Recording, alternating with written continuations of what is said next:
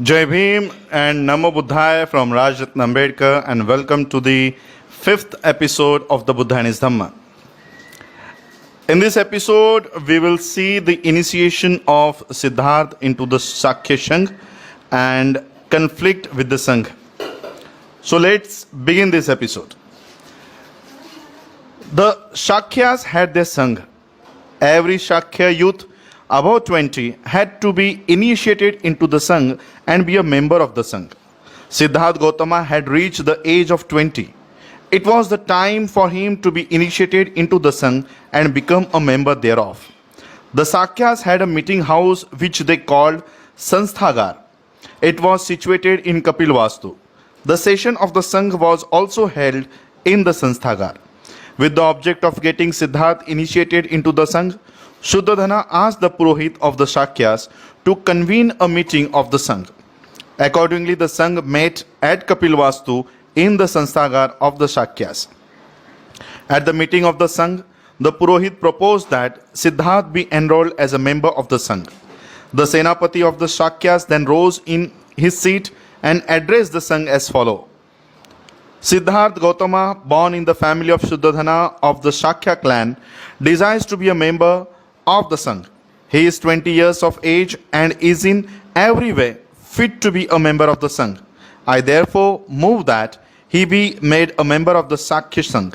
Pray those who are against the motion speak. No one spoke against it. A second time do I ask those who are against the motion to speak, said the Senapati. No one rose to speak against the motion. Again the Senapati said, a third time do I ask those who are against the motion to speak. Even for the third time, no one spoke against it. It was the rule of procedure among the Sakyas that there could be no debate without a motion, and no motion could be declared carried unless it was passed 3 times. The motion of the Senapati having been carried 3 times without opposition, Siddhartha was declared to have been duly admitted as a member of the Sakya Sangh. Thereafter, the Purohit of Shakyas stood up and asked Siddhartha to rise in his place. Addressing Siddhartha, he said, do you realize that the Sangh has honored you by making you a member of it? I do, sir, replied Siddhartha. Do you know the obligation of membership of the Sangh? I am sorry, sir, I do not. But I shall be happy to know them, sir, said Siddhartha. I shall first tell you that what your duties as a member of the Sangh are, said the Purohit, and he then related them one by one. First, you must safeguard the interest of the Sakyas by your body, mind and money.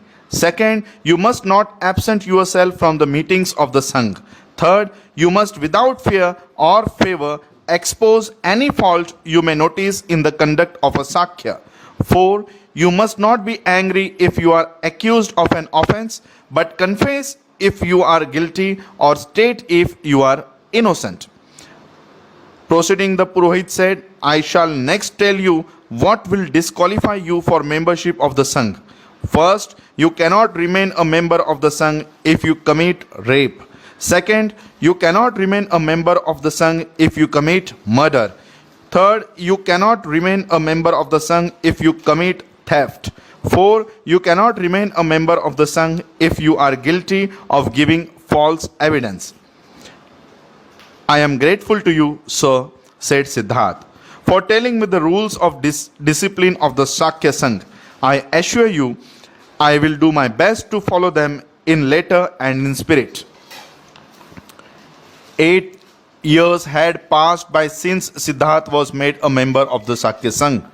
He was a very devoted and steadfast member of the Sangh. He took the same interest in the affairs of the Sangh as he did in his own. His conduct as a member of the Sangh was exemplary, and he had endeared himself to all. In the 8th year of his membership, an event occurred which resulted in a tragedy for the family of Shuddhadhana and a crisis in the life of Siddhartha. This is the origin of the tragedy. Bordering on the state of the Shakyas was state of the Kolyas. The 2 kingdoms were divided by the river Rohini. The waters of the Rohini were used by both the Shakyas and the Kolyas for irrigating their fields. Every season there used to be disputes between them as to who should take the water of the Rohini first and how much. These disputes resulted in quarrels and sometimes in affrays. In the year when Siddharth was 28, there was a major clash over the waters between the servants of the Shakyas and the servants of the Kolyas. Both sides suffered injuries. Coming to know of this, the Shakyas and the Kolyas felt that the issue must be settled once for all by war. The Senapati of the Shakyas therefore called a session of the Shakya Sangh to consider the question of declaring war on the Kolyas. Addressing the members of the Sangh, the Senapati said, "Our people have been attacked by the Kolyas and they had to retreat. Such acts of aggression by the Kolyas have taken place more than once. We have tolerated them so far, but this cannot go on. It must be stopped, and the only way to stop it is to declare war against the Kolyas. I propose that the Sangh to declare war on the Kolyas. Those who wish to oppose may speak." Siddharth Gautama rose in his seat and said, "I oppose this resolution. War does not solve any question. Waging war will not serve our purpose. It will sow the seeds of another war. The slayer gets a slayer in his turn. The conqueror gets one who conquers him. A man who despoils is despoiled in his turn." Siddharth Gautama continued, "I feel that the Sangh should not be in haste to declare war on the Kolyas. Careful investigation should be made to ascertain who is the guilty party. I hear that our men have also been aggressors. If this be true, then it is obvious that we too are not free from blame." The Senapati replied, "Yes, our men were the aggressors, but it must not be forgotten that it was our turn to take the water first." Siddharth Gautama said, "This shows that we are not completely free from blame. I therefore propose that we elect 2 men from us, and the Kolyas should be asked to elect 2 from them, and the 4 should elect a 5th person, and this should settle the dispute." The amendment moved by Siddharth Gautama was duly seconded, but the Senapati opposed the amendment, saying, "I am sure that this menace of Kolyas will not end unless they are severely punished." The resolution and the amendment had therefore to be put to vote. The amendment moved by Siddharth Gautama was put first. It was declared lost by an overwhelming majority. The Senapati next put his own resolution to vote. Siddharth Gautama again stood up to oppose it. "I beg the Sangh," he said, "not to accept the resolution. The Shakyas and the Kolyas are close relations. It is unwise that they should destroy each other." The Senapati encountered the plea urged by Siddharth Gautama. He stressed that in war, the Kshatriyas cannot make a distinction between relations and strangers. They must fight even against brothers for the sake of their kingdom. Performing sacrifices is the duty of Brahmins, fighting is the duty of Kshatriyas, trading is the duty of Vaishyas, and service is the duty of the Shudras. There is merit in each class, forming its duty. Such is the injunction of our Shastras. Siddharth replied, "Dharma, as I understand it, consists in recognizing that enmity does not disappear by enmity. It can be conquered by love only." The Senapati, getting impatient, said, "It is unnecessary to enter upon this philosophical disquisition. The point is that Siddharth is opposed to my resolution. Let us ascertain what the Sangh has to say about it by putting it to vote." Accordingly, the Senapati put his resolution to vote. It was declared carried by an overwhelming majority. Next day, the Senapati called another meeting of the Shakya Sangh to have his plan of mobilization considered by the Sangh. When the Sangh met, he proposed that he be permitted to proclaim an order calling to arms for the war against the Kolyas, every Shakya between the ages of 20 and 50. The meeting was attended by both sides. Those who at the previous meeting of the Sangh had voted in favor of declaration of war, as well as those who had voted against it. For those who had voted in favor, there was no difficulty in accepting the proposal of the Senapati.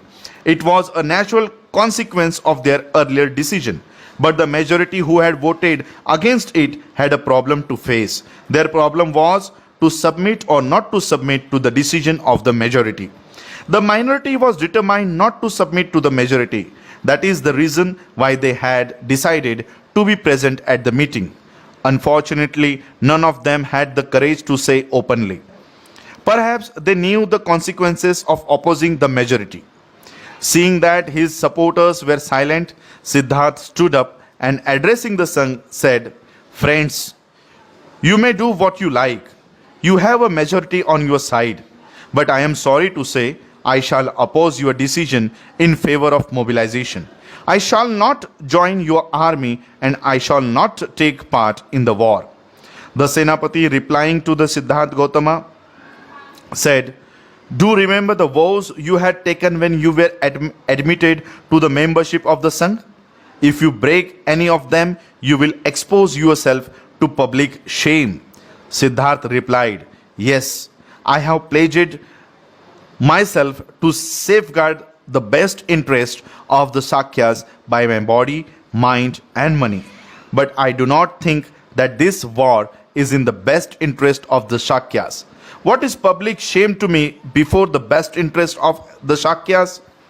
Siddharth proceeded to caution the Sangh by reminding it of how the Shakyas have become the vassals of the king of Kosala by reason of their quarrels with the Kolyas. "It is not difficult to imagine," he said, "that this war will give him a greater handle to further reduce the freedom of the Shakyas." The Senapati grew angry and addressing Siddharth said, "Your eloquence will not help you. You must obey the majority decision of the Sangh. You are perhaps counting upon the fact that the Sangh has no power to order an offender to be hanged or to exile him without the sanction of the king of the Kosalas, and that the king of Kosalas will not give permission if either of the two sentences was passed against you by the Sangh. But remember, the Sangh has other ways of punishing you. The Sangh can declare a social boycott against your family, and the Sangh can confiscate your family lands. For this, the Sangh does not have to obtain the permission of the king of the Kosalas." Siddharth realized the consequences that would follow if he continued his opposition to the Sangh in its plan of war against the Kolyas. He had three alternatives to consider: to join the forces and participate in the war, to consent to being hanged or exiled, and to allow the members of his family to be condemned to a social boycott and confiscation of property. He was firm in not accepting the first. As to the third, he felt it was unthinkable. Under the circumstances, he felt that the second alternative was the best. Accordingly, Siddharth spoke to the Sangh, "Please do not punish my family. Do not put them in distress by subjecting them to a social boycott. Do not make them destitute by confiscating their land, which is their only means of livelihood. They are innocent. I am the guilty person. Let me alone suffer for my wrong. Sentence me to death or exile, whichever you like. I will willingly accept it, and I promise I shall not appeal to the king of Kosala." The Senapati said, "It is difficult to accept your suggestion, for even if you voluntarily agreed to undergo the sentence of death or exile, the matter is sure to become known to the king of Kosala, and he is sure to conclude that it is the Sangh which has inflicted this punishment and take action against the Sangh. If this is the difficulty, I can easily suggest a way out," said Siddharth Gautama. "I can become a Parivrajaka and leave this country. It is a kind of an exile." The Senapati thought this was a good solution, but he had still some doubt about Siddharth being able to give effect to it. So the Senapati asked Siddharth, "How can you become a Parivrajaka unless you obtain the consent of your parents and your wife?" Siddharth assured him that he would do his best to obtain their permission. "I promise," he said, "to leave this country immediately whether I obtain their consent or not." The Sangh felt that the proposal made by Siddharth was the best way out and they agreed to it. After finishing the business before the meeting, the Sangh was about to rise when a young Shakya got up in his place and said, "Give me a hearing. I have something important to say." Being granted permission to speak, he said, "I have no doubt that Siddharth Gautama will keep his promise and leave the country immediately. There is, however, one question over which I do not feel very happy. Now that Siddharth will soon be out of sight, does the Sangh propose to give immediate effect to its declaration of war against the Kolyas? I want the Sangh to give further consideration to this question. In any event, the king of Koshala is bound to come to know of the exile of Siddharth Gautama. If the Shakyas declare a war against the Kolyas immediately, the king of Koshalas will understand that Siddharth left only because he was opposed to war against the Kolyas. This will not go well with us. I therefore propose that we should also allow an interval to pass between the exile of Siddharth Gautama and the actual commencement of hostilities so as not to allow the king of Koshala to establish any connection between the two." The Sangh realized that this was a very important proposal, and as a matter of expediency, the Sangh agreed to accept it.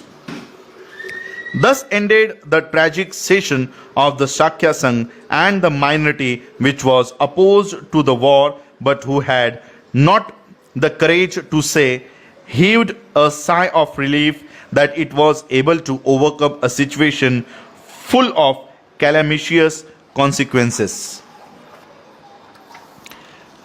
Thank you for listening the episode 5th of the Buddha and His Dhamma. Stay tuned for the coming episodes. Thank you. Jai Bhim and Namo Buddhaya.